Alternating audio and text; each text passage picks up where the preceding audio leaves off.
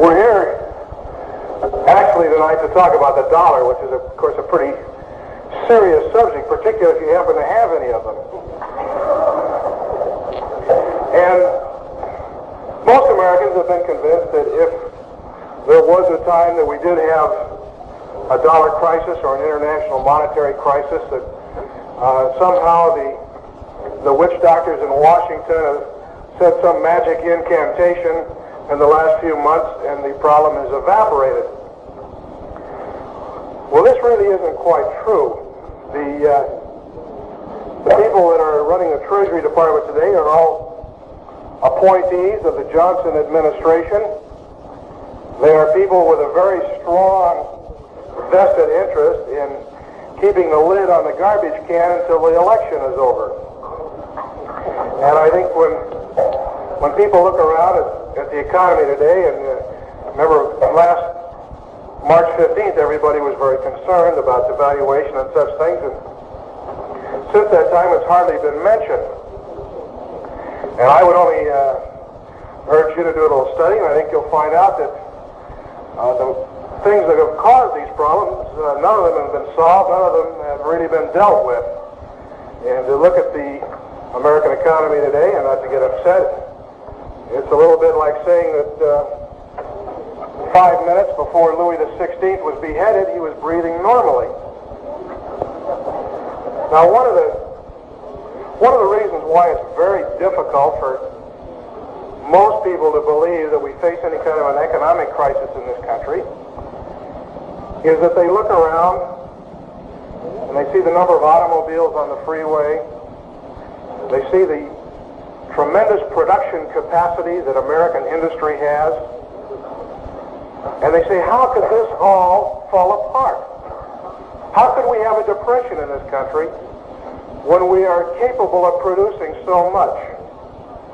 Of course, we are capable of producing enormous amounts of products, but I would remind you to think back to 1929.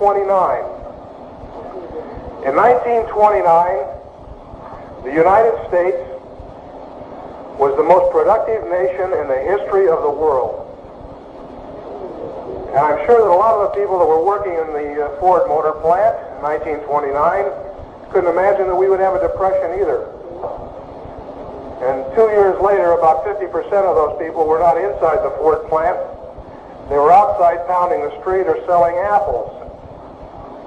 Because what we had in 1929, what caused the depression, was not any lack of ability on the part of American industry to produce goods and services. It was a money crisis. And it was the money crisis that triggered the business depression. And this will be the same thing that we will go through again. Today, business, for the most part, is doing very well. We are faced increasingly with a money crisis. And the money crisis will trigger the business crisis. Now, just for a little bit of background, in 1921, the Federal Reserve System, which had been established on the promise that it would prevent us from ever having another depression, set out to inflate the economy by making abundant amounts of money and credit available to the public. You all can all remember that people could buy stocks on large margins. And in essence, what they did for 8 years was pump up the balloon. And the balloon got bigger and bigger and bigger. And then in 1929, in June, they stepped in and they reversed this policy. And it had the effect of, in essence, sticking a pin in the balloon. And the balloon burst. Now, I'm afraid that we are going through a very similar thing today. I think that what we are looking at is largely political. And through political manipulations, they have the ability to postpone for some time the effects of what they've been doing to the economy for a number of years. And I analogize it to this. Lyndon Baines Johnson is holding a great big paper bag full of soggy monetary garbage. And he can't wait to hand it to Richard Nixon and let it burst all over Richard Nixon. And of course, Mr. Nixon seems to want it pretty badly. He may be very sad that he wanted to be president so badly. I frankly believe, it is generally considered by the mass media that the reason that Lyndon Johnson chose not to run for re-election was the Vietnam War. And I'm sure that's part of it. But I think an equal part of it is the fact that we may be close to the end of the time when we can no longer postpone a monetary crisis in this country. Now, of course, TAC, the sponsoring group here, is interested in the truth about civil turmoil. You may say, well, what does the dollar have to do with civil turmoil? Well, it is during a depression that you have more turmoil in the streets than at any other time, because many people who were formerly holding down jobs and doing productive work are now out of work, and many people not seeing any other salvation to their problems may very well take to the streets. Now, I don't think I'm letting any cat out of the bag when I say that the number one target for agitation in this country by those who want to destroy the country are the American Negroes. And this is a subject with which I have some familiarity. And I think it is not a great oversimplification to say that you can take the Negro community in all of our cities and divide them up into roughly three groups. The first group, and the largest, are the ones who hold down jobs, who are working for a living, who want their children to get a good education, and those who want to continue climbing the ladder to the American dream. The second group are those who I consider to be the victims of the white liberals in this country. These are the Negroes who have been convinced that the rest of us owe them a living, that it is all right for one man to live off the sweat of another man's brow, and these people live on welfare. Some of them have been living on welfare in their family for 3 generations. And these people do not believe that welfare represents something that is taken at gunpoint from productive individuals and given to them. They believe it is a right. And your third group is a small group of hardcore revolutionaries, of which the Black Panthers in your area are an excellent example of the prototype. Now, these people are primarily nihilists. They're followers of Mao Zedong. They're almost totally irrational, and all they want to do is destroy. Now, of course, the first group looks at these people, and they'll have nothing to do with them. They disdain them because they see that they're not a help, they're a hindrance. But you have the second group, the people living on welfare, the people who have been destroyed by living on welfare, and welfare will destroy anybody, black, white, yellow, or red. The ones who live on welfare tend to look at the revolutionaries with admiration and sympathy. But they don't join with the revolutionaries because revolution is work. And these people are just plain allergic to work. Now project, if you will, what will happen on the Friday afternoon when these people go down to get their $55, which I used to call Pat Brown scholarships. Now I guess we must call them Ronald Reagan scholarships. When they go down to get their welfare money on Friday afternoon, they get their $55, they go down to the liquor store, and they find out that gin is $40 a fifth. Now, you don't have to be any genius at computation to figure out that you're not going to live too well when booze is $40 a fifth. And it's about that time that you will see the Panther types out in the street with their same line of propaganda that this is an attempt at genocide by the capitalists, and that it is better to die on your feet than to let the man starve you to death. And at this time, I think you will see riots across this country, the likes of which we have never dreamed of. Because it is only when we have an economic breakdown in this country that large masses of American Negroes can be sucked into the revolutionary movement. So we have, I think, a very strong vested interest for a number of reasons, not only the protection of your own life savings, but also an attempt to thwart incredible destruction in this country, of course, which the Negroes would be the number one sufferers. Now, when I was at Stanford University, I was going to major in economics. As a matter of fact, I took 3 courses in economics, got a B in the first 2 courses and a D in the third. And after 3 courses in econ, I came to realize that I really didn't know much about economics. I didn't really understand what they were getting at.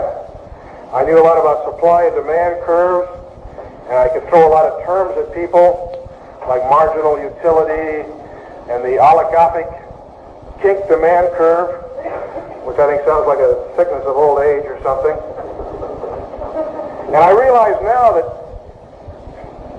I understood more about economics when I was 9 years old than I did when I graduated from Stanford University.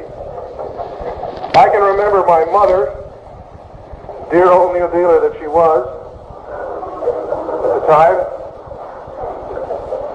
explaining to me how wonderful the progressive income tax was. And at 9 years old, somehow that just didn't seem moral to me that you should penalize people for working hard. But of course, after 4 years at Stanford, I understood what a wonderful thing it was for everybody. But I think anybody that has taken a course in economics probably is at a great loss for having done so, because I think it helps discourage people from really learning and understanding economics. And it is my belief that this is possibly the number one lack among Americans today, and that is a basic understanding of economics. Everybody has been scared to look into it. They think it is a frightfully difficult subject to learn.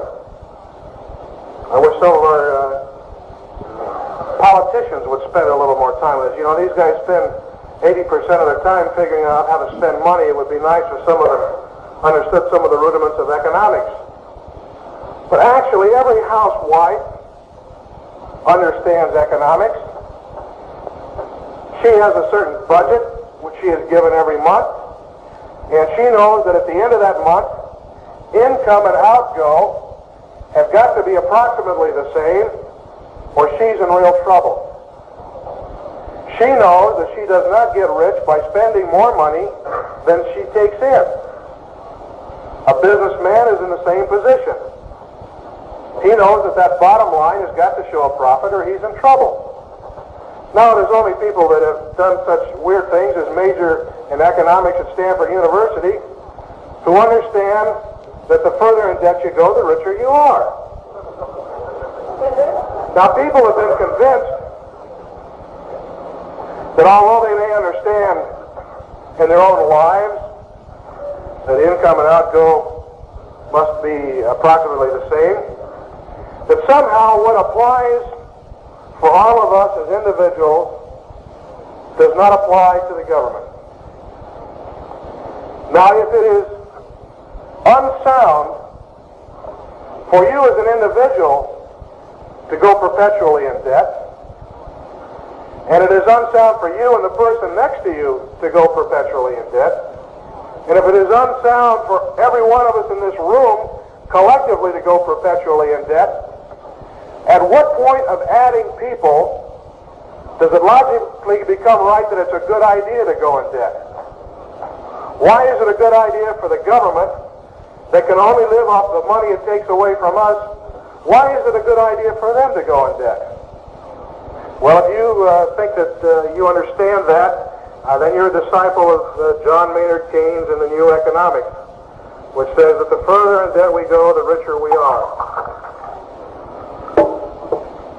Now, I think it is incumbent, and I would certainly urge everyone here to make some basic attempts at understanding the free market economy and how it works, particularly if you have worked hard and acquired some savings. You may have years tied up in these savings, thousands of hours of work, and to let that go in a government-caused depression, I think is rather foolish. Now, it is a basic of human nature that nobody likes to believe bad news, particularly somebody that comes and tells you that there's a very strong chance that we're headed for a depression. And there are undoubtedly people out there who will go home tonight at least mildly concerned. And when you get to the office Monday morning, you will probably scamper all over to the office looking for somebody who will tell you it's not true. The first person that you can find who will allay your fears, who will say that, well, that's just scaremongering, it's not really going to happen, you will have a very strong urge and tendency to want to believe that person, because nobody likes to believe bad news. But again, if you have something to protect, I would urge you to spend some time finding out whether what I have to say tonight is true or not. Don't believe it because I say it, but I challenge you to prove or disprove everything I say.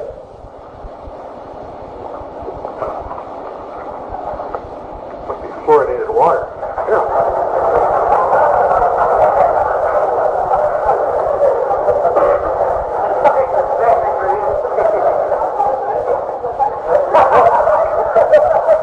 Medicine. That is, you people drink this stuff around here?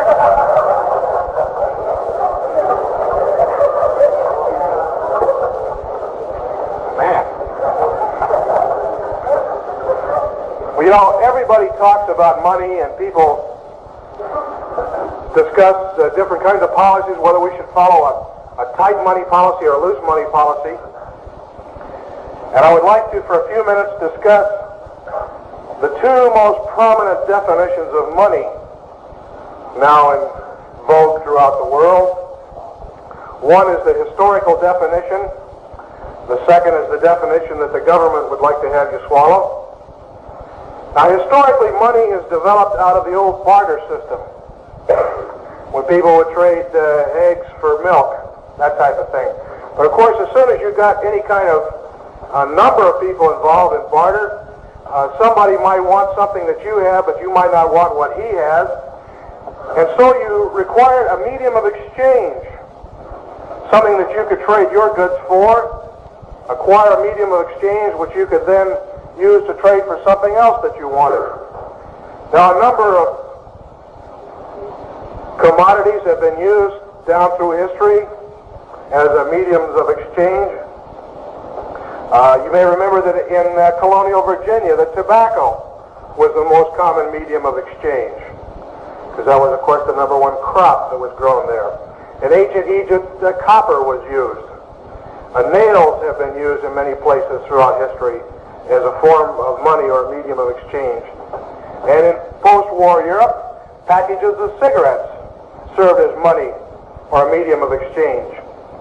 Now, why were these commodities used as a medium of exchange? Well, they all have some inherent value. They are something that has tangible worth. Now, let's suppose that you just milked a cow and you had a bucket of milk there, and somebody comes along, two people come along, one of them says, well, I'll trade you a gross of nails for that bucket of milk. And the other guy says, well, I've got this bushel basket full of leaves that I would like to trade for your milk. Now, would you trade your milk for the nails or the bushel basket full of leaves? Now, if you want the leaves, you probably majored in economics at Stanford University.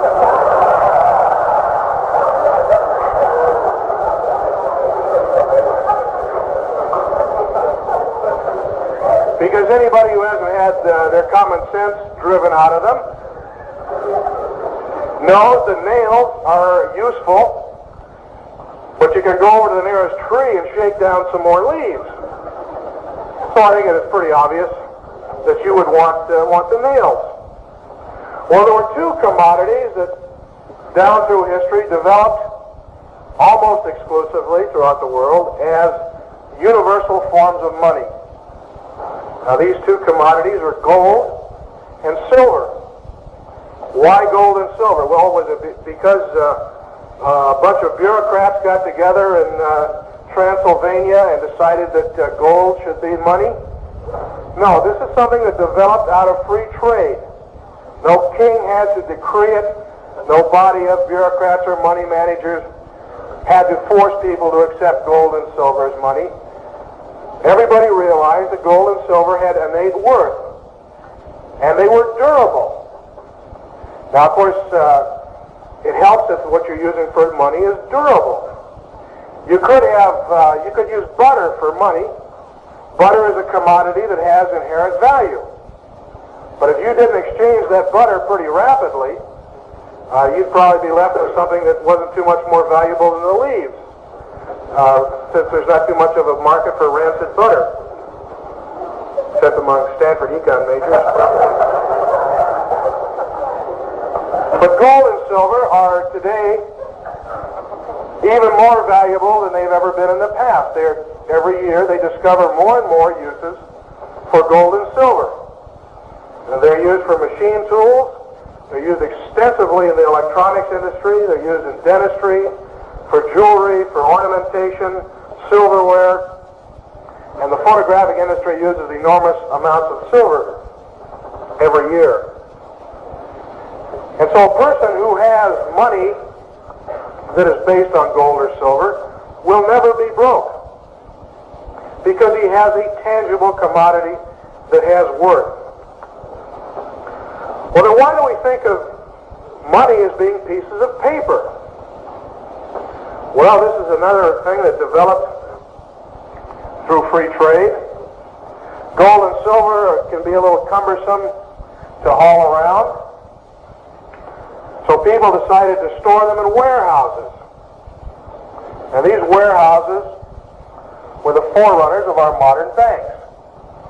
People would put their gold in the warehouse, and the guy running the warehouse would issue a claim check or a warehouse receipt in exchange for the gold. And you could bring that warehouse receipt back anytime and get your gold back. Well, since these warehouse receipts were immediately redeemable, people decided they'd save a step, and whenever they want to make a business transaction, instead of running down to the warehouse and drawing out the gold, they would just trade the receipts around.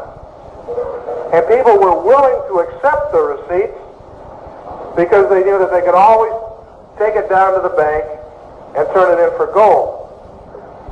Now, inevitably, there were some unscrupulous bankers who decided they could make unearned money by issuing more receipts than there was gold to back up these receipts. And when word got around that this was going on, of course, everybody rushed down to the bank post-haste and lined up to turn in their receipts. This is the traditional run on the bank. And those who were last in line, of course, lost the gold. Well, governments viewing this kind of thing going on and seeing how easy it was to issue all these receipts were very tempted to get into the money business. In fact, universally, governments want to monopolize the money business. Because politicians dating back to antiquity have known that when you control money, you control people. Money control is people control. So all would-be dictators want to control the money.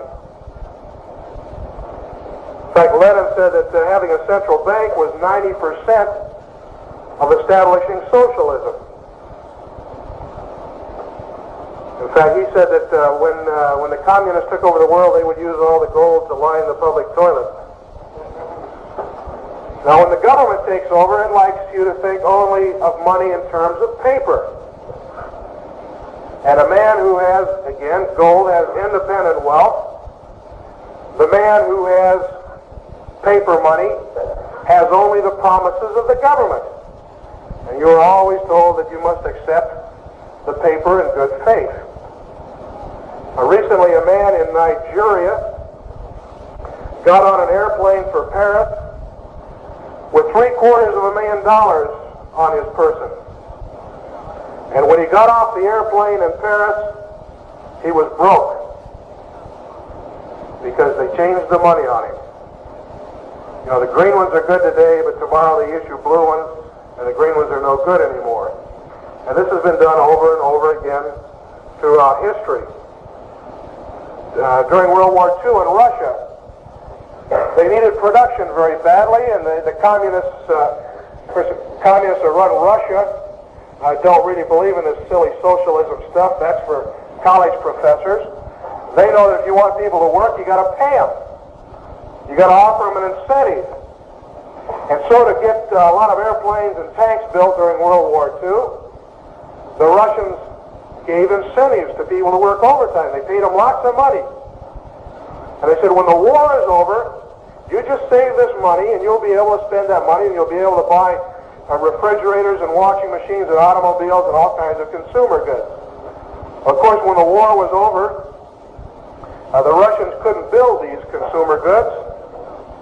And so what they did was they just outlawed the money that they had paid to their workers during the war. They just repudiated their money. Well, all governments do this. Our government has just figured out a little different way to do it. Now, money that is based on paper and is not backed up by silver or gold has never succeeded in the history of the world. It always eventually fails. And the reason is that it is the very nature of politicians to want to spend money. Now what they do, you can imagine. Let's assume that Monday morning you go down to Sears Roebuck and Company. And you look around there and you see all the things you'd like to have. So you ladies go through and you get a new fur coat, get a diamond ring, you get some new carpeting for the floor. You buy all kinds of goodies and you charge it. And you take all this stuff home and you're living in the lap of luxury, and the next day the bill comes. So naturally unperturbed, you step down into your basement, you turn on your printing press, and you crank out how much ever money is needed to pay off Sears Roebuck and Company. And then you pay them. Now, of course, if you do this, they put you in the Crowbar Motel for about 10 years. It's called counterfeiting. Now the government counterfeits too. It prints up money on that printing press, but they don't go to the Crowbar Motel. It's called stimulating the economy. See, it's all in what name you apply to it. The last money that we had in this country that was backed by warehouse certificates were the silver certificates, which they cut off last June. Up until 1934, Americans could turn in gold at a bank, turn in their paper money at a bank and receive gold. Now, whenever a government has to redeem its paper money in gold or silver, it is stopped from going through tremendous amounts of inflation, or the printing press. Because just like with the old-time bank, when the people find out that there's a lot of certificates out that the bank can't redeem. It causes a run on the bank. It does the same thing with governments. If there's a lot of certificates out that are exchangeable for gold or silver, and the government continues to print those certificates without having more gold and silver to back them, then you have a run on the Treasury. And they say to you, you must accept this paper money. Now, on some of your bills, if you'll look at them, it says this is exchangeable for legal money.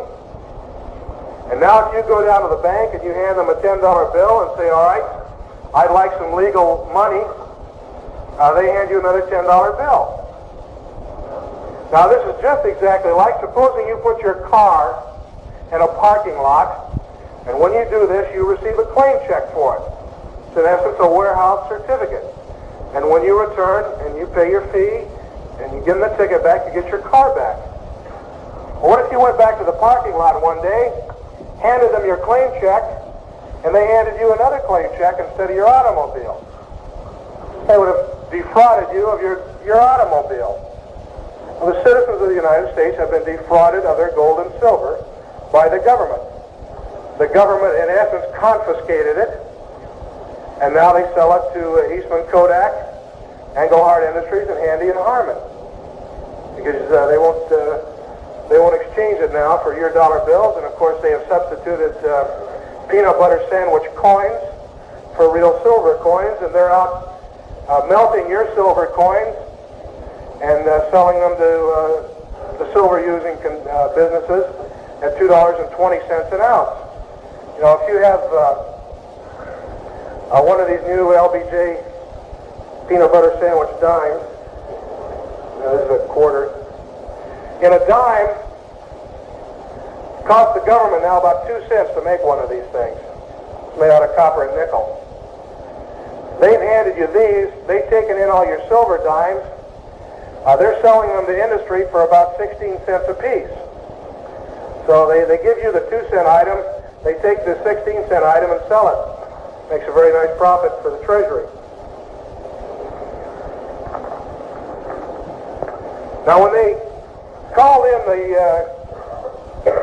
gold in 1934, and they made America's money merely pieces of paper backed by faith and confidence instead of gold, they could force Americans to accept this, but of course they couldn't force foreign nations to accept it. So in world trade, they had to continue to look upon American dollar bills that found their way into foreign trade. They had to look upon these as still being warehouse receipts. In other words, you can't turn in your money for gold, but if that same dollar goes over to France, Charlie de Gaulle can turn it in for gold. He has a claim on the gold, you don't. The reason they did this was that the American dollar, if it had not been convertible to gold, would have been worthless in foreign trade. And so in order to keep foreign trade going, they had to continue to have the dollar convertible for foreigners. And then in 1944, they got together at the Bretton Woods Conference in New Hampshire, and they set up the International Monetary Fund and its subsidiary, the World Bank, which is now run by that fellow McNamara, who did such a keen job with the Edsel and with the TFX, and now they're going to let him finance the world. They made a deal at this conference, and what they did was they tied all the currencies of the world to the American dollar, and they tied the American dollar to convertibility to gold at $35 an ounce, a price that was low even at the time. Now, the fellow that represented it out at that conference, the guy that did America's negotiating, was a Russian-born fellow named Harry Dexter White, who was the number 2 man in the Treasury of the United States. Now, 3 years later, the FBI found out that Harry Dexter White wasn't really representing us. He was a Kremlin spy. And Harry Dexter White very shortly died after that under some rather odd circumstances. Now, wouldn't it seem reasonable to you as a business person if you found out that the guy that negotiated a contract for you was really on the other side? Wouldn't you want to go back and take another look at that contract, figuring that the guy might have set you up to destroy you? Well, this is something, believe it or not, as incredible as it sounds, our government has never done. We still are abiding by the contract that Harry Dexter White negotiated for us in 1944. Now, when World War II was over, the United States was far and away the most powerful country in the world economically. We had something like $22 billion in gold and virtually no claims against it. Today, in the intervening years, more and more countries around the world, after having taken our dollars in foreign aid and in defense gifts, are turning those dollars into the United States Treasury and taking our gold. What it amounts to is we give them the money, they turn the money in at the Treasury and take our gold. That way they get both our money and our gold, which is really a great deal, you've got to admit. Now, instead of having $22 billion and virtually no claims against it, we are now in a position where we have about $9 billion left and about $36 billion in potential claims against it. In other words, from a position of having tremendous reserves of gold, we are now broke by a figure of 4 times if they continue to turn these dollars back into the U.S. Treasury for gold. Now, how did we get in this position? Well, as I've mentioned, we've given in foreign aid roughly about $150 billion since the end of World War II. Much of that goes in the form of products, but also some of it goes in cash. And we have also gone through tremendous inflation in this country. Now remember, the price of gold was set at $35 an ounce in 1934. What was the price of bread in 1934? About 7 cents. What are you paying for bread down at the market these days? 35, 40 cents? In other words, the price of bread has gone up by a factor of something like 6. There is virtually nothing I know of that is the same price today as it was in 1934, with the exception of gold. In other words, they have kept the price of gold stagnant. At the same time, the price of everything else has gone up and up and up. And as we have made these dollars cheaper, and they have gone overseas, these people overseas are not fools. They see that gold is artificially underpriced because everything has doubled or tripled or quadrupled, and the price of gold has stayed the same. So they have a terrific incentive to take these dollars, which they know are losing purchasing power every day, and turn them in for our gold for probably a third or a quarter of what it's really worth. So obviously, to stop these people from turning these dollars in, to get solvent again, the United States government, no matter how much they deny it, at some point in the future, is going to be faced with either letting foreigners take all of our gold, at which point the dollar becomes worthless in international trade, becomes the only unbacked currency in the world by a major power, or we've got to raise the price of gold. This is known as devaluation. When you devalue, you raise the price of gold. In other words, what we're saying now is, all right, Mr. Foreign Nation, for every 35 American dollars that you turn in at the Treasury, we'll give you 1 ounce of gold.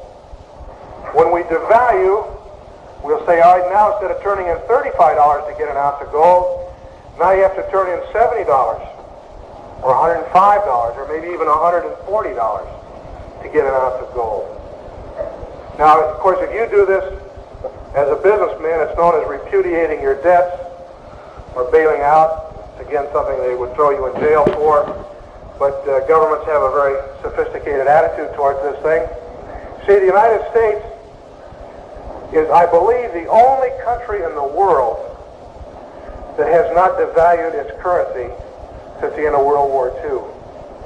And of course, every time somebody else devalues and we don't, that puts just that much more pressure on the dollar and on gold. Some countries have gone through literally dozens of devaluations since the end of World War II. They have in Brazil now, it's about a twice a year occurrence. But the only way that we're going to be able to get out of our problem would be to devalue. Now, devaluation is not something that will ever be discussed in Congress. Because that's like, if you're about to liquidate your assets, you don't tell your creditors, 30 days from today I'm going to take bankruptcy. You sneak out at midnight and you take bankruptcy the first thing in the morning before your creditors can get there and get what you've got. This is the same thing governments do. When devaluation comes, it will come over a weekend so that they will try to hold off panic in the stock market and the money markets of the world. And it will come after the government swearing up and down on a stack of Bibles it's the last thing in the world they would ever do. When Britain devalued the pound in the early 30s, they actually put the Chancellor of the Exchequer on BBC radio the night before they did it to assure the world that Britain would never, under any circumstances, devalue the pound. And you remember 11 months ago, Britain devalued the pound once again. All the time, swearing right up to the last moment that they would never, ever devalue the pound. As a matter of fact, much of the propaganda that has come out lately to keep Americans asleep until after the election by telling that the dollar's in good shape came out of the International Monetary Fund meeting earlier this month in Washington. They did the same thing with virtually the same press releases at the same meeting a year ago. Except the one a year ago, I believe, was in Rio. But they said the international monetary crisis has been solved. We've discovered something new. It's called paper gold. If a businessman had discovered paper gold 2,000 years ago, they wouldn't have had to fool around with the real stuff for so long. But paper gold, which is really just more paper credit, they said was going to solve all the problems. Everybody believed them. Everybody almost took the bait. 6 weeks later, the British pound was devalued. And some 29 other countries followed suit, all around the British Commonwealth primarily, all devaluing. It caused a run of which I think America lost $3 or $4 billion in gold. The problem of American dollars winding up in the hands of foreign banks and coming home to claim our gold is called the balance of payments problem. Now all this boils down to is this. Every year, Americans are spending more dollars on foreign products than foreigners are spending on American products. Now actually, our whole economy is one gigantic auction with tens of thousands of people auctioning off products or auctioning off their labor in the marketplace. And so when the government increases the money supply faster than the supply of goods and services are being increased, then the price of everything is bid up. This is why today bread sells at 42 cents a loaf instead of 7 or 8 cents. The liberals are always talking about social good. And they come on their television advertisements, particularly around election time, and they say, look what we've done for the elderly. Look at Medicare, look at Social Security. All right, let's look at that for a minute. Let's look at what inflation does and what all these wonderful humanitarians have done for the elderly. The elderly started saving money back when money was scarce, back when bread was 7 cents a loaf and people were working for 85 cents an hour. And they've gradually been saving money all this time, but at the same time the government has been grinding out enormous quantities of worthless counterfeit paper money. And so when these people finally retire, they find out that when they retire, after having saved money when money was dear and precious, they retire when bread is 42 cents a loaf and going up 2 or 3 times a year. They find that people are now making $3.78 an hour. And this, they're supposed to retire now. Now, you know, you can go back and get an old Life magazine from 20 years ago, and you'll see an ad in there. And it shows a very distinguished-looking gray-haired man and woman fishing on a yacht down in Florida. And the caption says, "How I retired at $100 a month." Now, how'd you like to retire on $100 a month now? Right, that was a lot of money back when they were writing that ad.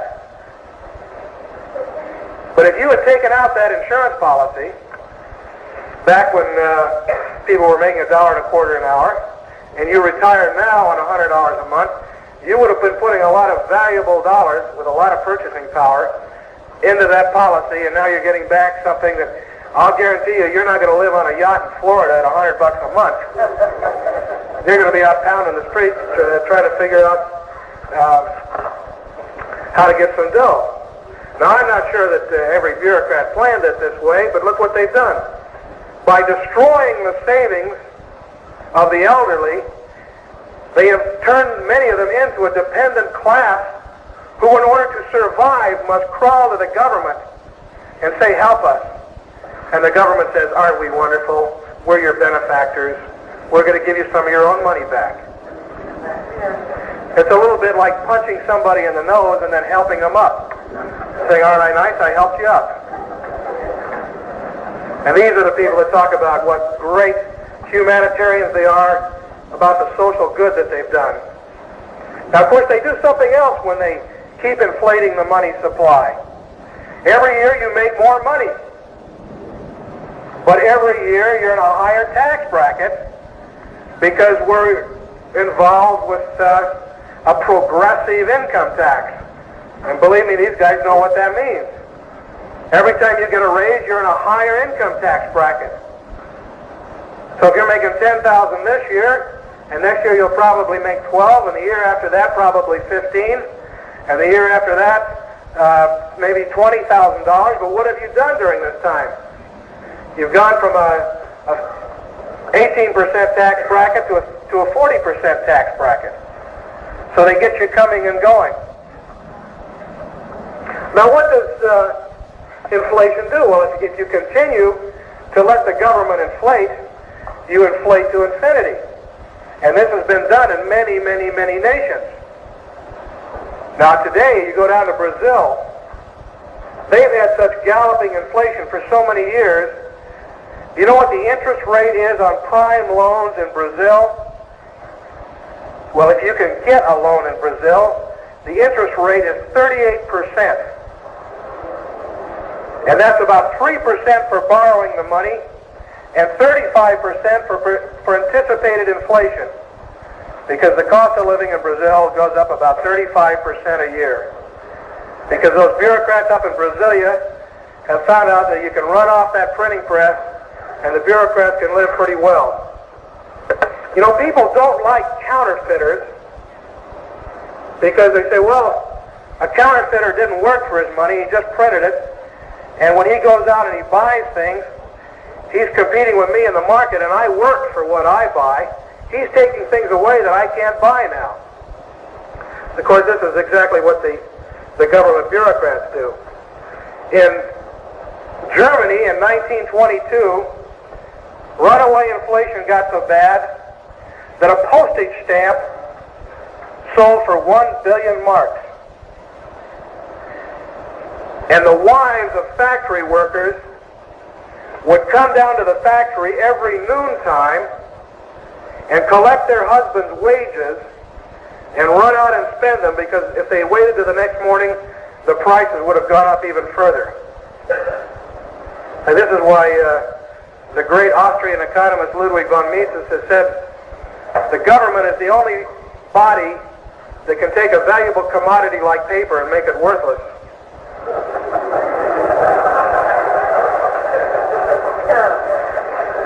Now we're inflating the money supply in this country at the rate now of better than 8% a year.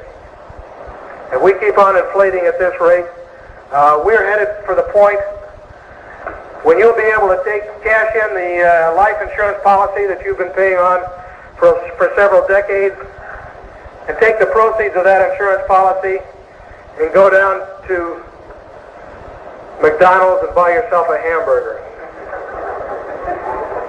Now, inflation always leads to depression. Either a depression caused by the runaway inflation, or a depression caused when they stop inflating. Now, this is a very tricky thing to understand, I think. It's also very important. Now, there are a lot of people, a lot of very good people, who believe that all we have to do is change politicians in November, and this will solve the problem. You know, very few people understand that the real cause of inflation, again, is the printing press. You see, the Democrats blame the businessmen. The Republicans blame the unions, because neither want to talk about who's really at fault, and that's the government that's printing the money. What the businessmen do and the unions do is a response to what the government does, but the government will blame anybody except the guilty party. As a matter of fact, last week, Hubert Humphrey came out with what must be the most incredibly unique reason for inflation ever invented in the mind of a politician. Hubert Humphrey said, inflation in this country is caused by all of these business mergers. I think he sniffs glue, frankly.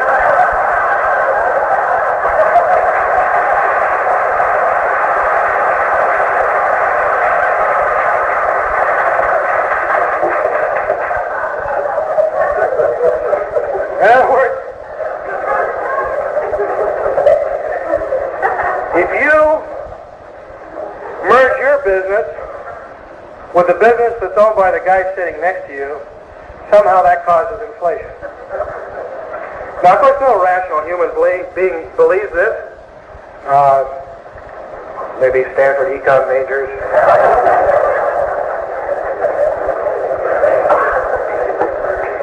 But it's ludicrous, and I think we can all see that it's ludicrous. But they have kept the American public so abysmally ignorant of economics and money and the very basic fundamentals of it, that a politician can say something like that and nobody laughs at him. And I'll guarantee you, if you rely for your knowledge of basic fundamental economics on the San Francisco Chronicle or similar, you will continue to be confused. There's no way you can figure out what's going on by reading those people, because most of the people writing those columns don't understand what's going on. They went to Stanford too.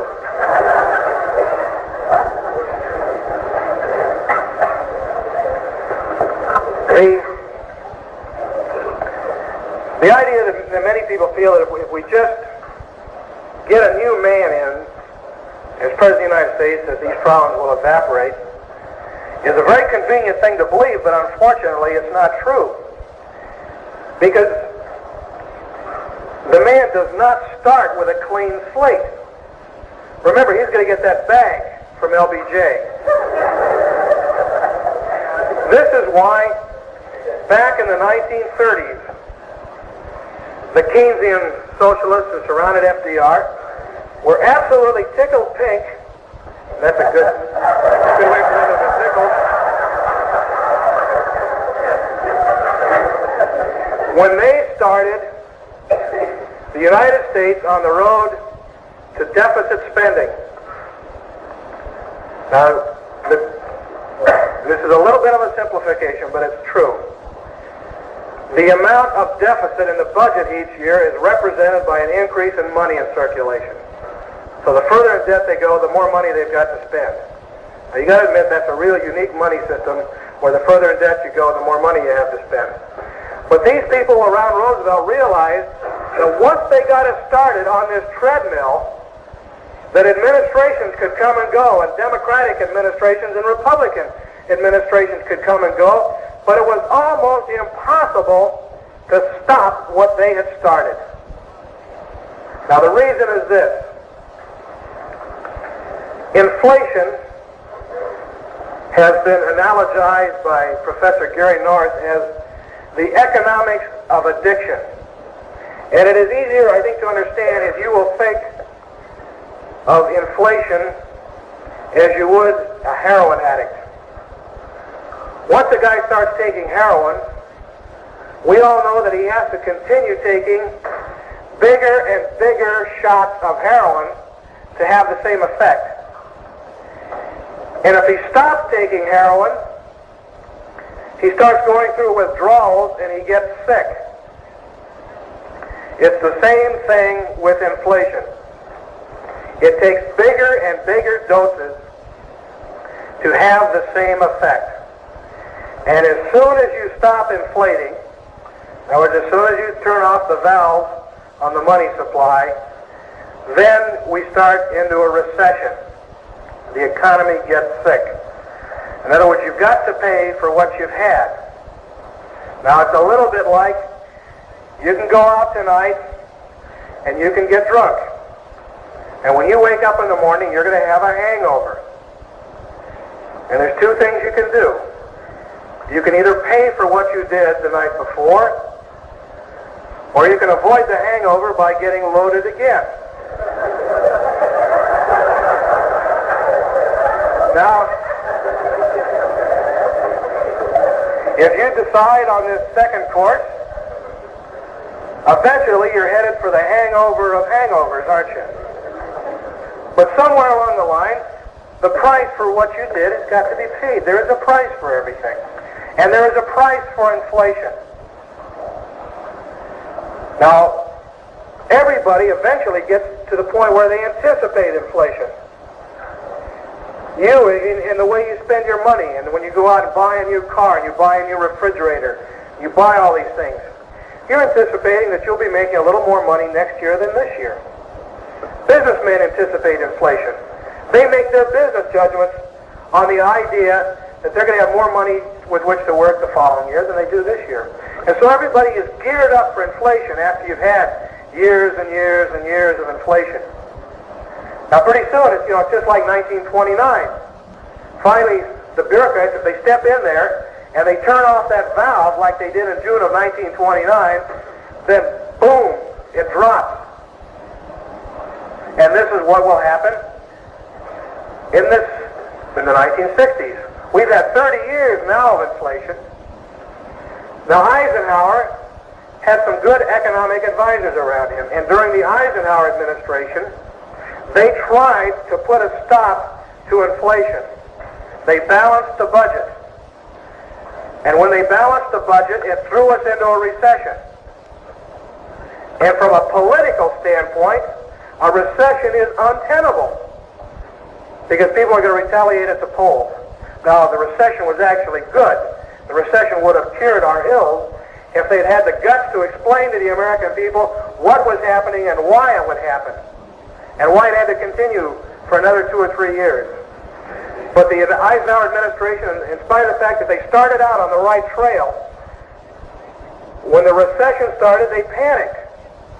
And the next year, they cranked up the printing presses to stimulate the economy again. And the next year, the budget deficit ran $14 billion, which was the largest peacetime deficit in the history of the country.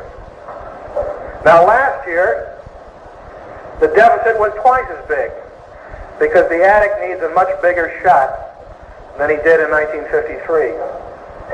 So it is possible for the politicians to step in and tell the American people, all right, you've been on a binge, and you're going to have to pay for it, and it's better to pay for it than keep on this binge and wind up in destruction.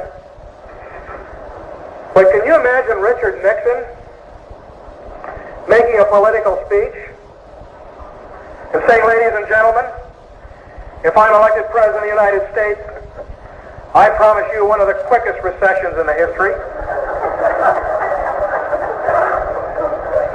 Because if he says something like that, old glue sniffer is going to come up and say, and vote for me, and there's going to be perpetual prosperity forever and ever and ever. And people wanting to believe good and not wanting to believe bad are going to say, well, let's go with Hubert, and we won't let businessmen have any more mergers. And inflation will go away.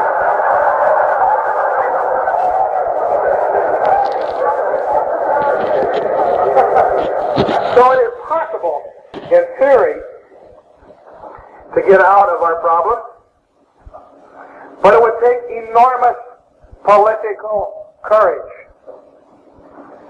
And I don't believe that either Mr. Humphrey or Mr. Nixon are especially gifted with courage or principles.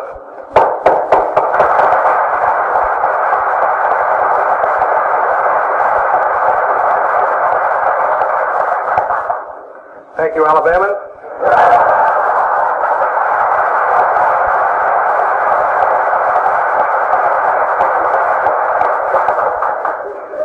Confused. I thought the plane took me to Northern California.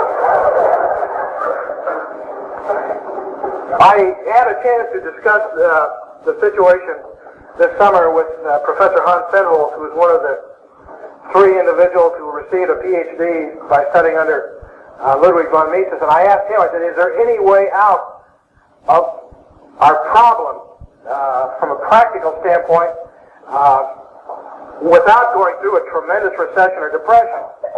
And he said, yes. He said, there probably is. There is no way that we can avoid paying for what we've done, but there is a way to tremendously mitigate the effects of this. And he said that if we would cut corporate and individual income taxes down to a flat rate of 15 or 20%, we would so stimulate the economy, we would give people such tremendous incentive to build new factories, to produce new goods, to work harder because they could keep more of what they earned, that we could be going through a legitimate boom based on production at the same time that we will be going through the depression and paying off the inflated money that has been put in the economy, that the average person would not even be aware that it was going on. In other words, one would largely offset the other.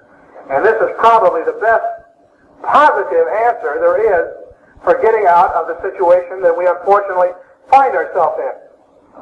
You know, most people in this country, because they don't understand economics, they don't know how fabulously wealthy we could be, or how fabulously wealthy the whole world could actually be, if the government would quit monkeying with free individuals. In other words, you can have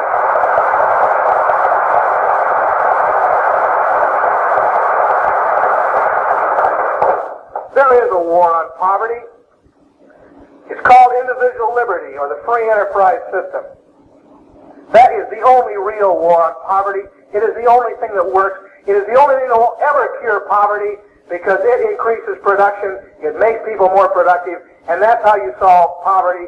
You make people more productive. And the reason that poverty has not been completely eradicated in this country is the fact that after following capitalism for about 150 years, the politicians in this country decided that socialism was better. What we need is not more socialism, we need capitalism once again in this country. That will solve the poverty program. And anybody who legitimately says, I'm a bleeding heart humanitarian, they then ought to be a capitalist, not a socialist. Now what can we do as individuals to protect ourselves based on the assumption that what the politicians should do, they probably won't do? Particularly, their track record is not too good in this field. Now, that's a reference that Frank Cortese understands. The politicians would like to have you go down with a ship. All of a sudden, it's funny that the same politicians that tell us that we ought to be trading with the enemy, that we should give foreign aid to the communist countries, when it turns around it comes to having you people protect yourselves, all of a sudden they start talking about patriotism. And if you save coins, you're unpatriotic, that type of thing. I would think that the words would turn to dust in the mouths of some of these socialists who now all of a sudden start talking about patriotism. But I think that it is extremely important that when the crash comes in this country, that the good people survive it. Because we're the ones that are going to have to rebuild the country after the socialists destroy it. And we better have something to rebuild it with. We better have knowledge, and we better have capital. Now that means that we can't be destroyed because of what they've done. And believe me, most people will be. In fact, an English man, he's an American actually, but he writes a newsletter out of England, Harry Schultz, says, probably only 10% of the people understand that we're facing a monetary crisis. Of that 10%, only 10% of those understand what they should do to protect themselves, and only 10% of those will actually do anything about it. Now, I don't know when this crisis is coming, because there's a lot more involved here than just natural laws. There's the political aspect, and the fact that a lot of this is manipulated. There are a couple of indications that there is a possibility it could come pretty soon. And this is the kind of thing, it's better to be prepared 2 or 3 years early than be 1 day late. Now, I have a friend who is in the money business, and he travels the world talking to bankers. He was told by a very high officer in one of the 3 major Swiss banks that the move would come on the American dollar and American gold sometime between the election and Inauguration Day. Now, this has nothing to do with politics. They simply want the next guy to start off with as clean a slate as possible. They would rather put the onus on the other guy. Now, of course, you've got tremendous political pressures. Back last March 15th, there was a meeting in Washington of which the agreements have largely never been made public. Somehow we bribed or coerced the governments of Western Europe to stop turning those dollars in temporarily for gold. I don't know whether we promised them more foreign aid money, more defense money. One way that I do know that it's obvious that they did was they sold Germany a bunch of bonds, which are supposed to be for dollars, but these bonds contain a gold clause in them, so that Germany can convert that into gold. But they've done everything they can to shove off the crisis. Now, this banker indicated that he thought the move would be between Election Day and Inauguration Day. I had a state senator, Bill Richardson, who I used to work for. He calls me every now and then to ask me about the money situation so he can then be the savior of Sacramento. And he is pretty close to a guy on Nixon's staff, and he said that Nixon has decided that he will take his lump early in the game, figuring that the earlier the crisis comes, the more logically the blame can be laid back on LBJ, which is really where it belongs, rather than keep on postponing this thing and staving it off and then maybe having it come in 1971 or 72 and destroying his chances for re-election. Now, these are 2 things that are just indicative. I think that anybody that predicts the exact time of the crash takes a tremendous risk of looking like the guy that says the world's going to come to an end next Tuesday, and next Wednesday he looks kind of stupid. And you can put yourself in this class. But it is not really a point of when the crisis, whether the crisis is coming. It's when it's coming. Whether it's a month away or whether it's even as far as 2 or 3 years away, I don't think anybody can really tell you. I have no way of knowing, for instance, what deals have been made between our Treasury Department and the people in the foreign central banks. They don't invite me to those meetings. I can't therefore make predictions on time because I don't know what private agreement may be in existence. I can only look at these factors and say that it's coming, and therefore you had better protect yourself. Well, what are some of the things you can do to protect yourself? Now let me say here, let me interject, and please listen very carefully. I am not in the business of giving investment advice. What you do with your money is your business and your responsibility, not mine. I'm not a government bureaucrat. I don't try to tell you what to do with your money. And tax does not want to be put in the position of being an investment counseling service. Now, if you all understand that, I will go on and tell you what things I am doing, what other people are doing to protect themselves. Now, the problem that we're facing is that, it's pretty easy to plan ahead if we knew exactly whether we were going to have perpetual inflation or whether for sure we were going to have deflation. If you knew absolutely that we were going to have one or the other, it would be pretty easy to prepare for it. But the realities are such that we will probably continue to have inflation for a time, probably accelerating inflation, followed by deflation. And if you're not prepared for both, you can be in real trouble.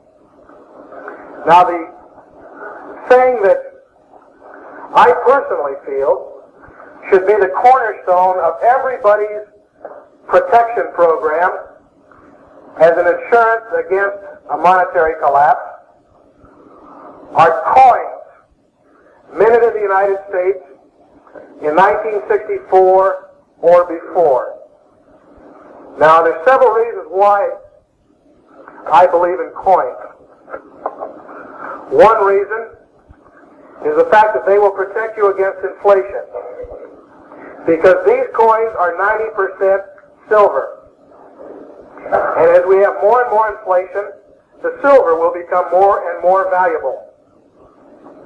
So I think that they may very well be coming in this country. When you can go down to the grocery store and buy a steak for a silver dime or $5 in paper money, the grocer will take either one. If things get too bad, the grocer may not want the paper money at all. So coins have the unique advantage that everybody knows what they are, because everybody's handled thousands of them. Everybody knows they're 90% silver. Everybody knows they have inherent value. Particularly if you're dealing in dimes, you have small denominations. And so that you have a liquidity factor. It's easy to trade. In a monetary crisis, silver coins will be the medium of exchange. You are also protected with coins against severe deflation. Because in deflation, cash becomes very valuable. And with coins, you would always have the face value. So on one hand, you have the inherent value, which protects you against inflation. You have the face value, which protects you against deflation. Also with coins, you have the added investment advantage of the fact that they are becoming scarcer and scarcer because the government is calling them in and melting them. Now, we've gone beyond the point where you can acquire any sizable number of coins by sorting through your change every night. Those of us that started 4 or 5 years ago acquired a lot of silver just by going through our change. But those days are over forever, because the vast majority of the silver coins have been sorted out at the major central banks and have been sent back east to be melted and sold to Eastman Kodak and people like that. If you want to acquire coins, you must now go to a coin dealer and buy them in bulk. And I would advise you to phone a number of different coin shops and shop for the best price you can get, because the price will vary. Roughly, you can figure, I believe, that now they're going for about a 15% premium. In other words, for $115, you can buy $100 worth of circulated silver dimes. Now, considering that there's $160 worth of silver in there, and you're buying it for $115, I think you're buying something at a pretty good price. I think it's an excellent buy. Now, you cannot, of course, melt these coins legally, although chances are in the future, as silver becomes scarcer and scarcer, they probably will allow you to melt the coins if you should want to sell them. I don't recommend that. I recommend that you keep these coins. This is your insurance policy. It's like having some extra cans of food around the house. The one disadvantage of coins is storage. Because if you get $50,000 worth of dimes and bury them in your backyard, you may wake up one morning and find there are a lot of people rummaging around your begonia patch.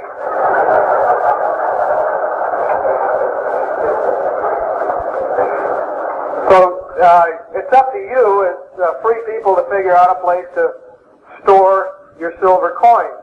This is something that I don't think you should discuss anywhere outside of your very immediate family. But let me say this.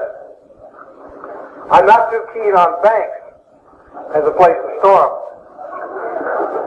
Because I don't believe that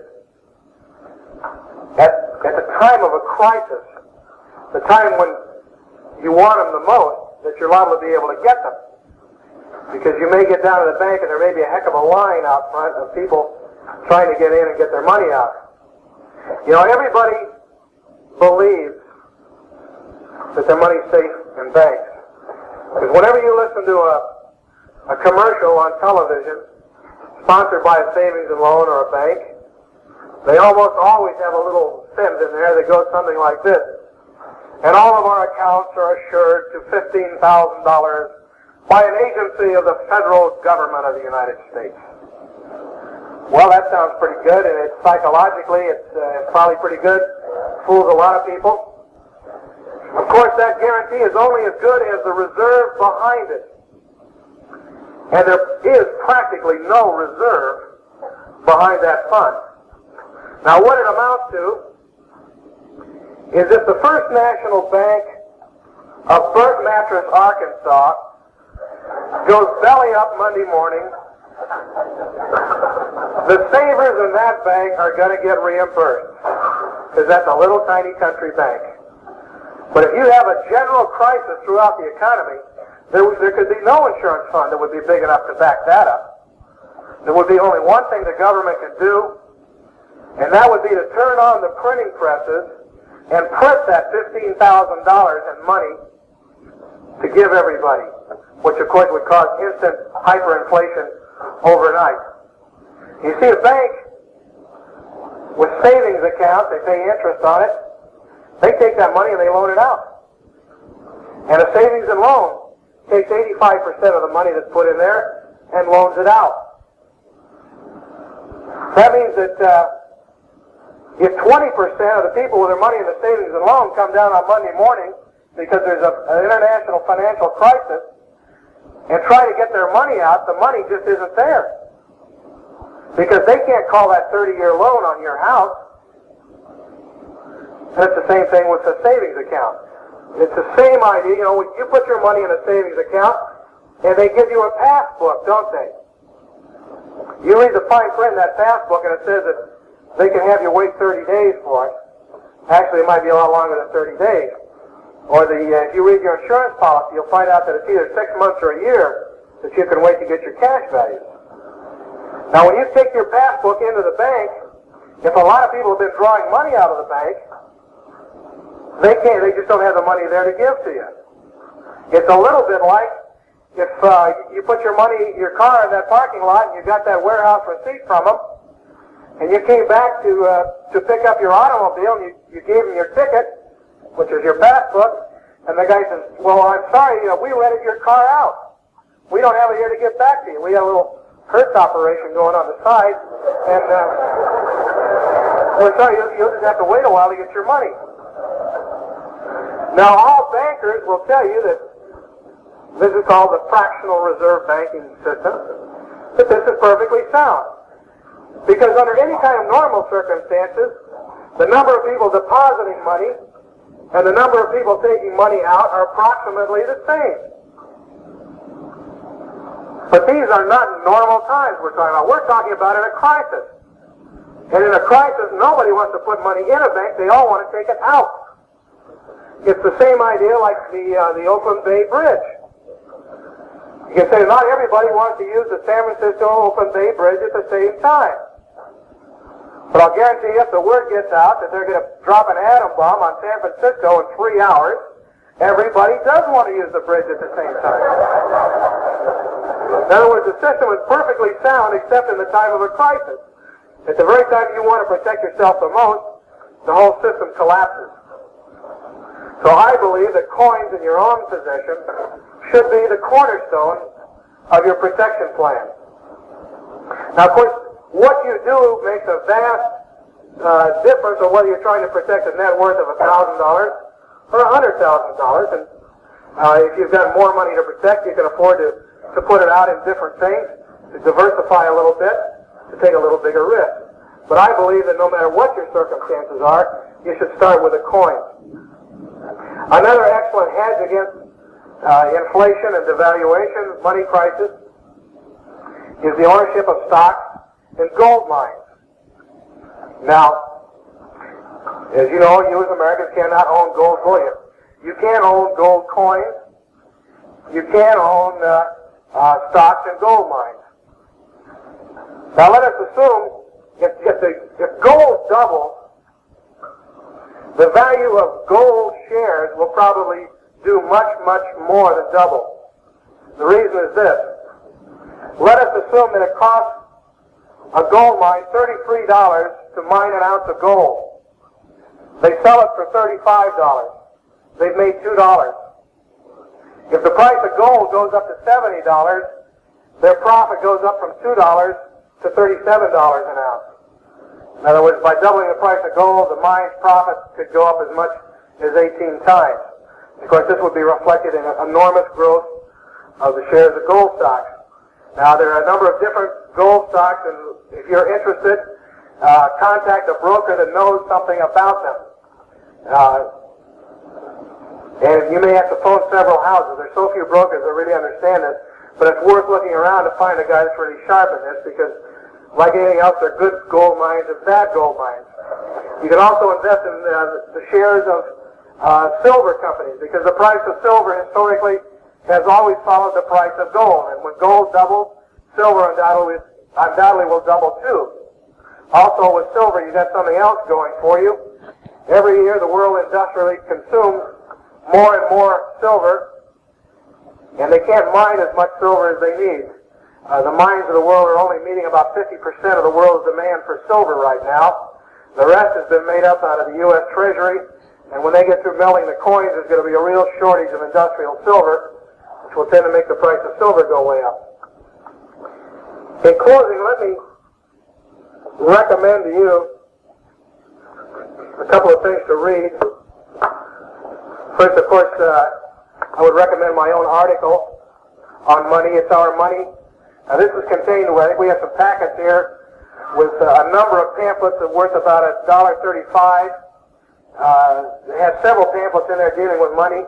It sells for $1. I certainly recommend that. If you have never read Henry Hazlitt's book, Economics in One Lesson, by all means do so. It is not dull. You'll find a fascinating reading. In 2 evenings, you can know more than any econ major at Stanford. And I said a lot of facetious things, but this is really, there's no doubt about this, because this deals with the nuts and bolts, deals with it in a way that everybody can understand. You may say, well, I'm just a housewife. It's all over my head. Believe me, it's not. And if you have read this book, it's been several years since you read it, I strongly recommend you reread it again. Another excellent book covering the impending financial crisis is William F. Rickenbacker's Death of the Dollar. Now, William Rickenbacker is the son of Captain Eddie Rickenbacker. Before becoming a writer, he was a Wall Street analyst. And if you've got a number of years invested in your savings, it seems to me it's well worth the price of $4.95 and a couple of evenings of your time to find out potentially what could happen to your savings. Now, I don't know if they have copies of this here tonight, but I'm sure they'd be glad to take orders. And this, again, is stated in language that every neophyte can understand. And I disagree with his solutions in the appendix as far as what kind of a money supply we should have. But his statement of the problem and how you can protect yourself, it's got a whole chapter in here on investment advice, which goes into these things in much greater detail than I've been able to do here tonight. So I highly recommend that you get this very readable book and become knowledgeable in this subject. You know, and those of you who are interested in awakening your colleagues and your neighbors and your relatives and friends to the fact that we have a problem in this country, you know, a lot of them, you talk politics to them, and their mind just shuts. They don't want to think about it. But everybody's interested in money. And if you become knowledgeable in this subject, you'd be amazed at how many new contacts you have to talk to, because there are a lot of people that feel that something is very wrong in the economy, and they just don't know quite how to put their finger on it. And with a little study, you can put your finger on it for them and do them a big favor. I'll turn the meeting back over to the MC for a few announcements, and then I will be glad to take questions. I thank you for your kind attention. It's been a real pleasure to talk to you.